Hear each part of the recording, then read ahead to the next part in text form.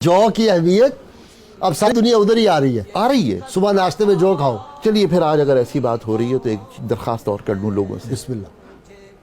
2 چمچے جو کا دلیا ٹھیک. کم سے کم 40 منٹ تک دودھ میں پکانا ہے. ٹھیک ہے. اگر صبح وقت نہیں ہے تو رات کو پکا کے رکھ لیں. ٹھیک. صبح دوبارہ گرم کریں اور اس میں 3 کھجوروں کا اضافہ کر دیں. ٹھیک ہے. اور 1 ٹیبل سپون شہد کا اضافہ کر دیں. سبحان اللہ. اس تلبینہ کو استعمال کریں, آپ کو خود پتہ چلے گا کہ زندگی میں کتنی بڑی تبدیلی آ گئی. واہ سبحان اللہ.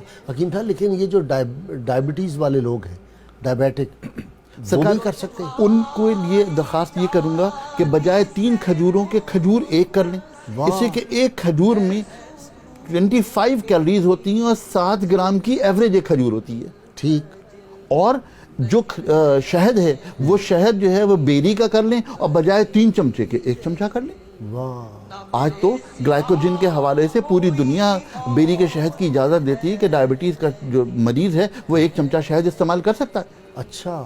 تو لہذا وہ کر لیں.